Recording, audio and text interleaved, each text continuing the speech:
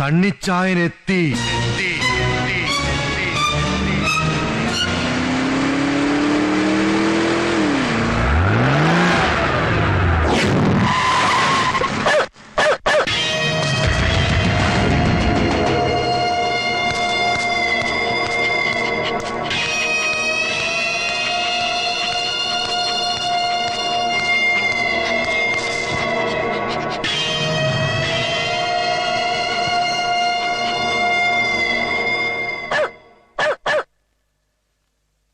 ഇന്ന് രാവിലെ ആ ബോഡി കണ്ടത്.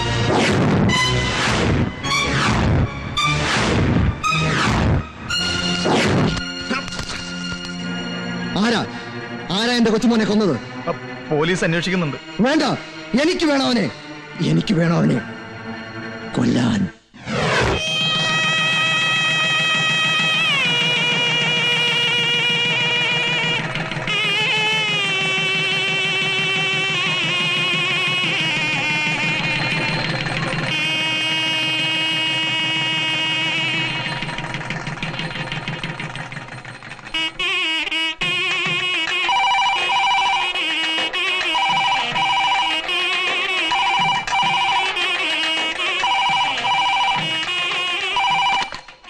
ഹലോ,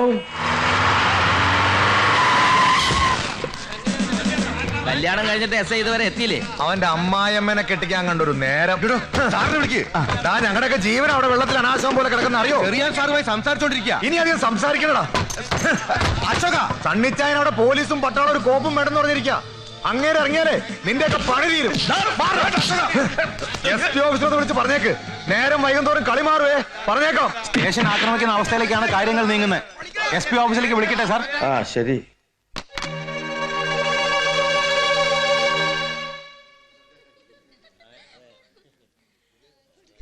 ഇനി ഇവിടെ കൂടെ ഈ വധൂവരന്മാർക്ക് മധുരം കൊടുക്കുന്നതിന് പിന്നിലുള്ള ഐതിഹ്യം എന്താണെന്ന് വെച്ചാൽ വേണ്ട വേണ്ട ഐതിഹ്യം വേണ്ടെങ്കിൽ വേണ്ട.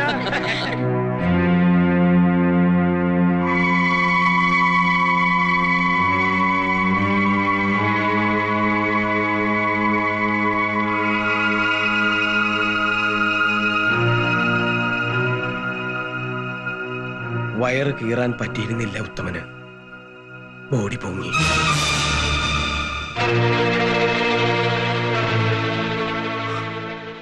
എപ്പോഴാ അറിഞ്ഞത്? നേരത്തെ അറിഞ്ഞു. പറയായിരുന്നില്ല എന്നോട്? ആ താലികെട്ട് അതങ്ങോട്ട് ഒഴിവാക്കായിരുന്നില്ലേ?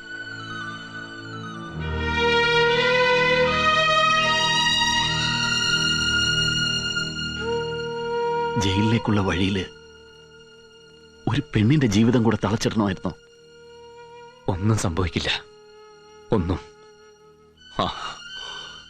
എല്ലാം സംഭവിച്ചു കഴിഞ്ഞു എന്ന് എന്റെ മനസ്സ് പറയുന്നു.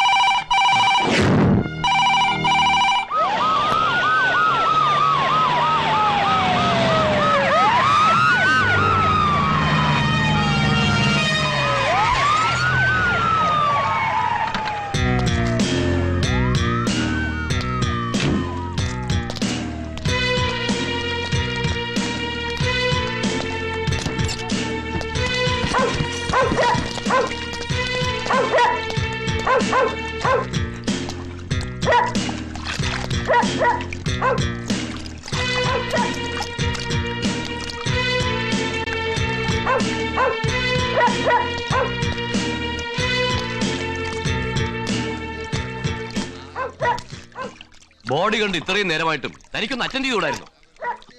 സാർ അത് സാർ,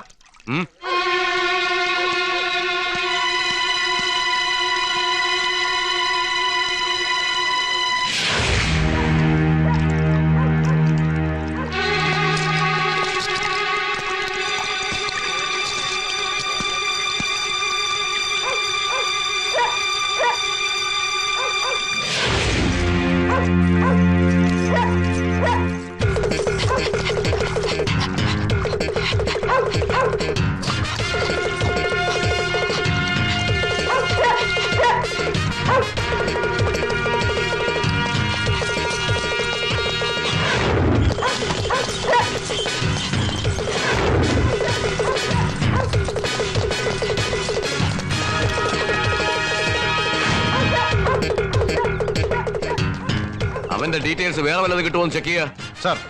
ചെറിയ ചേട്ടാ, വേണ്ട. ഇനിയത് മുന്നോട്ട് പോയാൽ പിന്നെ തിരുത്താൻ പറ്റാത്ത ചതിയാവും. ഒരു കൂടപ്പറപ്പിനേക്കാൾ സ്നേഹം എനിക്ക് തന്നവനാ ഉത്തമൻ. അവൻ അപകടത്തിൽപ്പെടരുത്. ഇപ്പോ ഇവിടെ SP മുമ്പിൽ എല്ലാ സത്യവും തുറന്നു പറഞ്ഞ് ഞാൻ സറണ്ടർ ആവുന്നാവും ശരി. എന്താ ഈ പറയണേ? അല്ലെങ്കിൽ അവനും ഒന്നും സംഭവിക്കാൻ പാടില്ല എന്ന് വെച്ച് ബുദ്ധിമോശം കാണിക്കരുത്. നിങ്ങൾ തള്ളയും മോളും അറിയാതെ ഉത്തമൻ എങ്ങും പോവില്ലെന്നാണല്ലോ കേട്ടത്. എവിടെ ഉണ്ടവൻ? എന്തുണ്ടെങ്കിലും ഞങ്ങൾ അറിയേണ്ടത്. പക്ഷെ ഇങ്ങനൊരു കാര്യം കുറച്ചു നേരത്തെ ഓടിപ്പിടിച്ചതിലേ വന്നെന്ന് പറയുന്നത് കേട്ടു. എന്നിട്ട് അപ്പൊ തന്നെ പോകുന്നതും കണ്ടത്രേ. സത്യം പറ, നിങ്ങൾ അവന്ന് കണ്ടില്ലേ? ഇല്ല. നീ കണ്ടോടി? എവിടെ പോകുന്നു പറഞ്ഞോൻ? പറഞ്ഞോന്ന്. അവനെ കുറിച്ച് വല്ല വിവരവും കിട്ടിയാൽ ഞങ്ങളെ അറിയിക്കുക. ഒരു കൊല ചെയ്തവനവൻ, മനസ്സിലായോ?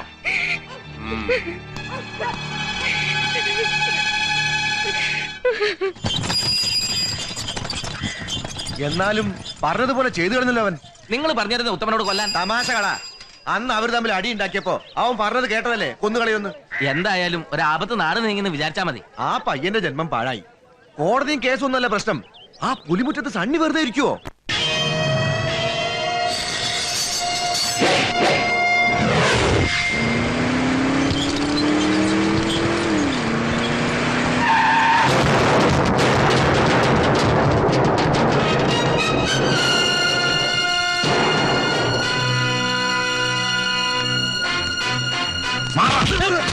പുല്ലൂരാങ്കുന്നിലെ ഓരോരുത്തരോടായിട്ട് പറയാ, എന്റെ അലക്സി മോനെ കൊന്ന് കെട്ടിത്താത്തിയ പന്ന കഴിവരുടെ മോനെ സഹായിക്കാനോ ഒളിപ്പിക്കാനോ ഏതെങ്കിലും നായിന്റെ മോൻ മുതിർന്ന അവന്റെ തല ഈ അങ്ങാടിയിലുള്ളും.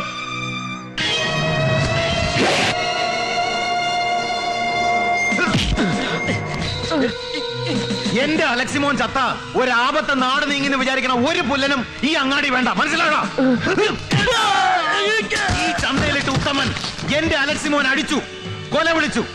എന്നിട്ടും കയ്യും കെട്ടി നോക്കി നിന്ന പുലിമുറ്റത്ത് ഉപ്പും ചോറും തന്നിട്ടുള്ള പുല്ലൂരാങ്കുന്നിലെ സർവേരപ്പാളുകളോടും കൂടി പറയുകയാണ്, ഉത്തമന് വായിക്കേറിയിടാൻ ഒരു പിടി അരി എടുത്ത് പിടിച്ചോ. ആ ശവത്തിന്റെ ആരെങ്കിലും എവിടെയെങ്കിലും ഉണ്ടെങ്കിൽ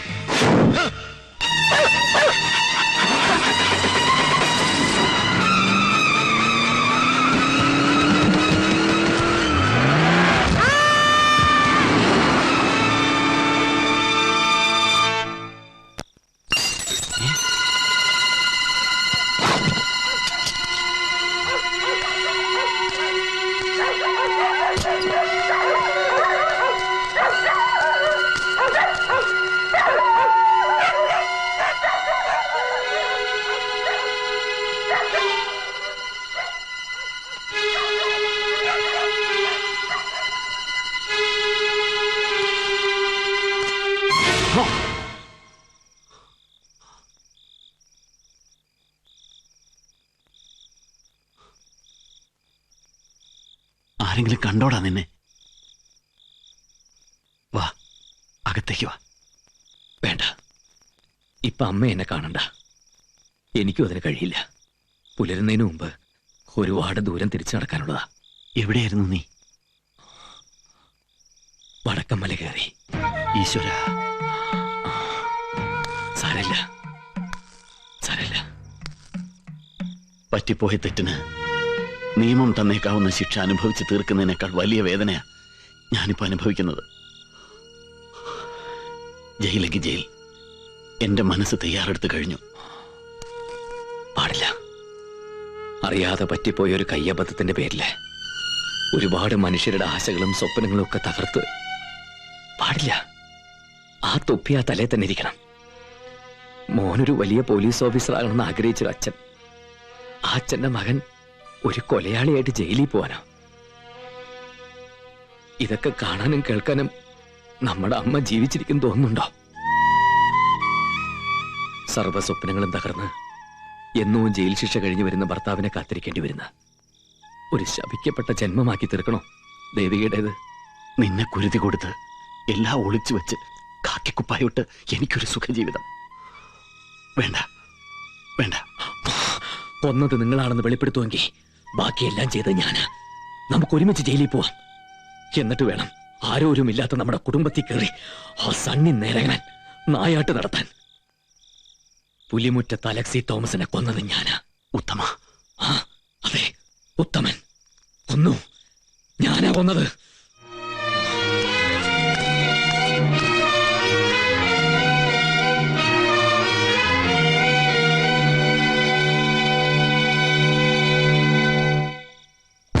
കൊന്നത് എന്തിനാണെന്ന് പറയടാ. പറയില്ലേ? നിന്നെ കൊണ്ട് ഞാൻ പറയിപ്പിക്കും.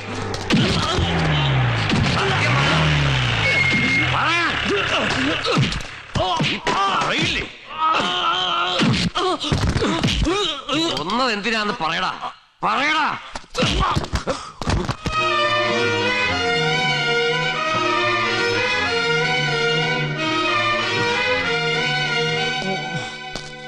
പറയാനാ പറഞ്ഞത്. കുറ്റം സമ്മതിച്ചല്ലോ, പിന്നെ എന്തിനാ ഈ ക്രൂരത? Is it official or personal? താനിവിടുത്തെ എസ് ഐ. ഈ വികാര പ്രകടനം ഒഫീഷ്യലോ അതോ പേഴ്സണലോ? I am sorry sir. ആരെ നിൽക്കണോ?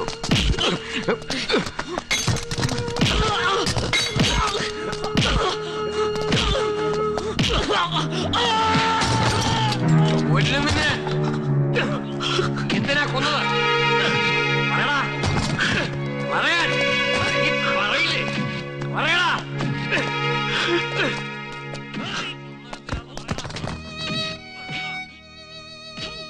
രാവിലെ കയറി വന്ന് കുറ്റസമ്മതം ഒപ്പിട്ട് കൊടുത്തു. അവൻ എന്നെ തോൽപ്പിച്ചല്ലോ ചെറിയാൻ ചേട്ടാ, വല്ലാതെ തോൽപ്പിച്ചല്ലോ.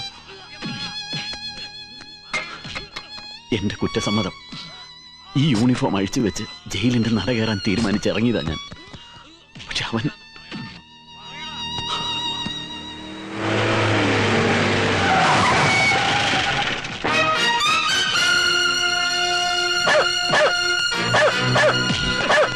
സത്യം നിന്നെ കൊണ്ട് ഞാൻ പറയിപ്പിക്കും.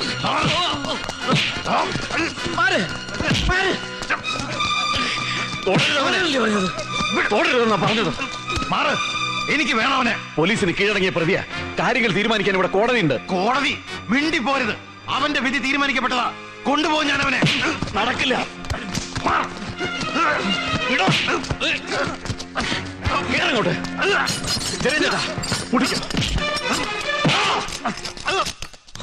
ഞാൻ കൊന്നു അവനെ. പ്രായമായ ഒരു പെൺകുട്ടികൾക്കും ജീവിക്കാൻ വയ്യായിരുന്നു പുല്ലൂരാങ്കുന്നില്.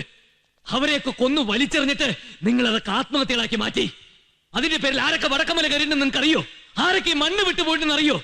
അലക്സിയെ കൊന്നത് ഞാനാ. നിനക്കെന്നെ വേണോ? ദാ കൊണ്ടുപോയി പുഴുകിത്തിരടാ.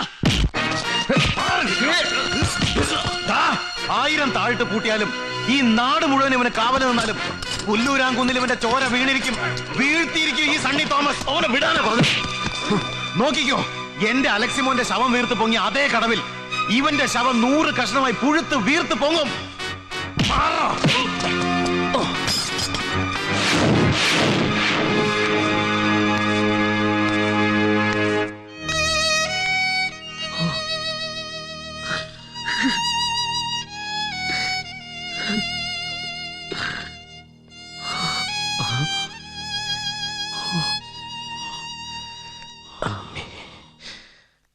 എന്റെ കൃഷ്ണ, എന്റെ കുഞ്ഞ്.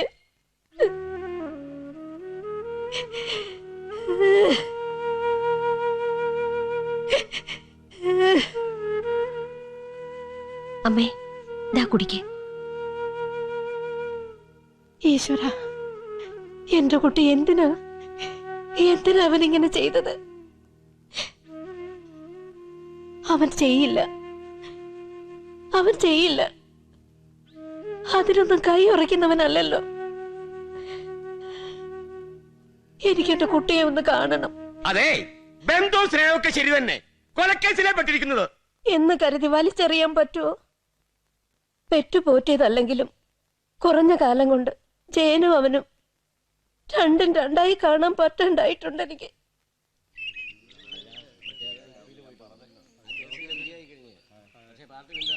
CC 320/2000 കേസിലെ പ്രതി ഉത്തമന് താഴെ പറയുന്ന വ്യവസ്ഥകളിന്മേൽ ഈ കോടതി ജാമ്യം അനുവദിച്ചിരിക്കുന്നു. കേസിന്റെ കാര്യത്തിനാണെങ്കിൽ നാളെ കോടതി വന്നാ മതി. ഞാനിന്ന് അല്പം തിരക്കില്ല. വേണ്ടപ്പെട്ട ചിലരൊക്കെ കൂടെ വന്നിട്ടുണ്ടേ. ചെറിയ സാറിന് ഓർമ്മയുണ്ടോ? പണ്ട് നമ്മുടെ സ്റ്റേഷനിലുണ്ടായിരുന്ന ഏട് വേലായൻ സാറിന് മീശ ആ അത് തന്നെ. ഈ സബ് ജയിലിൽ ചെന്ന നട്ടകിട്ടി പതുവ ആർക്കായാലും 2 എണ്ണം കിട്ടും. ഇപ്പൊ അവിടെ ഇരിക്കാൻ നിൽക്കുന്ന ആരാ? ഈ മീശ വേലായുധനാ. എന്നെ കണ്ട വഴിക്കൊരു ഒറ്റ വിളിയാ, ഉത്തമ നീ എന്നാ ജയിലിൽ കയറിയെന്ന്. ഞാൻ പറഞ്ഞ എന്റെ പൊന്ന് സാറേ, നാട് ഭരിച്ച പ്രധാനമന്ത്രി, മുഖ്യമന്ത്രി, MLA-മാര്, കോടീശ്വരന്മാര് വരെ കോടതിയും ജയിലായിട്ട് കയറി ഇറങ്ങണ ഈ കാലത്ത് ഞാൻ ഇതിന്റെ അകമൊക്കൊന്ന് കണ്ടോട്ടെ, കാശ് കൊടുത്ത് ടിക്കറ്റ് എടുക്കണ്ടല്ലോ എന്ന് ഞാൻ. കൊള്ളാം, നല്ല മറുപടി. എന്താ സ്വാമി വീട്ടിൽ വന്നിട്ട് കുടിക്കാൻ ചായയും കാപ്പിയൊന്നും ഇല്ലേ? ആകെയുള്ള വേലക്കാരൻ ലോട്ടറി പോലെയാ. വന്നാ കാണാം. വല്ല ചായയോ അടുക്കളയിലെ സാധനങ്ങളൊക്കെ ഉണ്ടല്ലോ സ്വാമി. ഓ എങ്കിൽ ബാക്കി കാര്യം ഞാൻ ഏറ്റവും. ഇവിടെ കാപ്പി, ഇവിടെ ചായ. സ്വാമിക്ക് പിന്നെ വൈകുന്നേരം 7 മണി കഴിഞ്ഞാൽ ജം ജം നല്ല കാച്ചി കാച്ചണ്ടേ.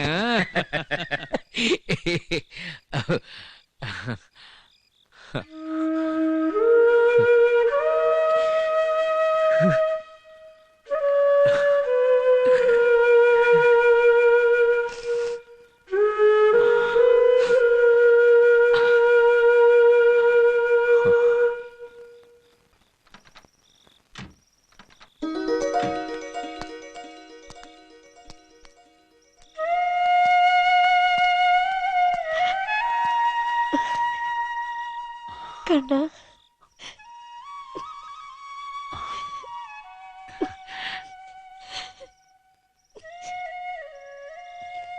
മോനെ, എന്തോരം കണ്ണീര് കുടിച്ചു അമ്മ. സാരല്ല, കണ്ടല്ലോ നിന്നെ. ജയിലിൽ നിന്ന് ഇറങ്ങിക്കാണാൻ വിളിക്കാത്ത ദൈവങ്ങളില്ല. എനിക്കറിയാം, എവിടെ എനിക്ക് ഒരു ദോഷവും വരില്ല, ഒരാപത്തും വരില്ല. അമ്മയുടെ പ്രാർത്ഥന കാവലുണ്ടാവും. എത്ര ദിവസമായി എന്റെ കൈകൊണ്ട് ഒരു പിടി ചോറുണ്ടിട്ട് എന്റെ കുട്ടി. വേണം, അത് ആശിച്ച് തന്നെയാ വന്നത്. അമ്മേ, ഇനി ഇവൻ എങ്ങും പോണില്ല. കേസ് വിളിക്കണ വരെ ഇവിടെ തന്നെ കാണും. ഞാനും കുറച്ചു ദിവസം ലീവ് എടുക്കാൻ പോവാ. നീ പുറത്തേക്കൊന്നും പോണ്ട. അവൻ എവിടെ പോവാനാ? നോക്കിയാ കാണുന്നിടത്തും വിളിച്ചാ കേൾക്കുന്നിടത്തും ഉണ്ടാവണം എന്റെ കുട്ടി. കൈയും മുഖം കഴിയിട്ട് വാ, ചോറിന. ആ ദേവി, ഒരു മുറി ഒരുക്കിക്കോളൂ ഇവന്.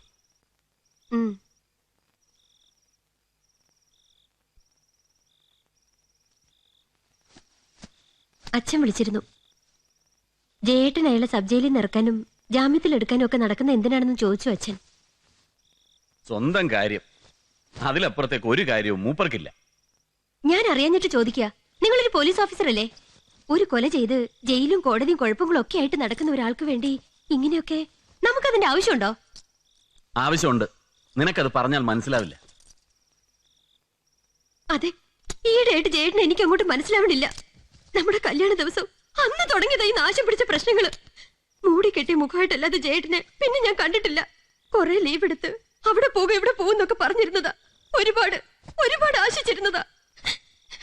യാത്രകളും ആഘോഷങ്ങളും ഒക്കെ അവിടെ നിൽക്കട്ടെ, നേരെ ചുവന്റെ മുഖത്തേക്കൊന്ന് നോക്കാൻ നേരം കിട്ടിയിട്ടുണ്ട് ജയേട്ടന്. എല്ലാം കഴിഞ്ഞപ്പോ ദേ ത്യാഗം സഹിച്ച് ജയിലിൽ നിന്ന് ഇറക്കി കെട്ടിയെടുത്ത് വീട്ടിൽ താമസിപ്പിക്കാൻ കൊണ്ടുവന്നിരിക്കുന്നു. സൽക്കരിക്കാനും കിടക്ക് വിരിക്കാനും ഇനി എനിക്ക് വയ്യ. അനുഭവിച്ചിടത്തോളം മതിയായി. ദേവി, ഇത്രയ്ക്ക് മനസാക്ഷി കെട്ടവളായി പോന്നു നീ. നമ്മളെയൊക്കെ അമ്മയും ജ്യേഷ്ഠനും ജ്യേഷ്ഠത്തി അമ്മയൊക്കെ ആയിട്ട് കാണുന്ന അവന്റെ മനസ്സ് നിനക്കൊന്നും മനസ്സിലായിട്ടില്ല. മനസ്സിലായിടത്തോളം മതി. നശിച്ചൊരു കൂട്ടുകെട്ട്. ഈ നശിച്ച നാട്ടിൽ വരരുതായിരുന്നു. ആ ക്രിമിനലിനൊന്നും കാണരുതായിരുന്നു, പരിചയപ്പെടണ്ടായിരുന്നു. നിർത്തടി. ക്രിമിനലോ? ആരടി ക്രിമിനൽ? കൊന്നവൻ കൊലയാളിയാ. ക്രിമിനൽ തന്നെ അതിന് പറയാ.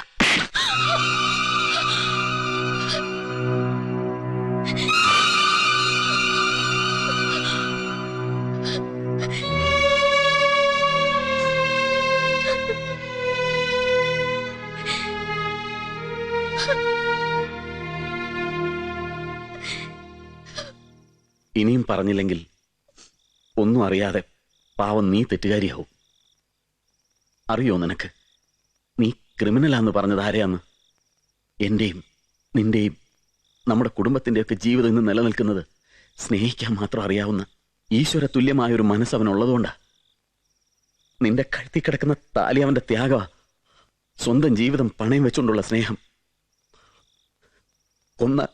കൊന്നവൻ കൊലയാളിയാണെങ്കിൽ, ക്രിമിനലാണെങ്കിൽ, ആ ക്രിമിനൽ നിന്റെ മുമ്പിൽ നിൽക്കുന്ന ഞാനാ.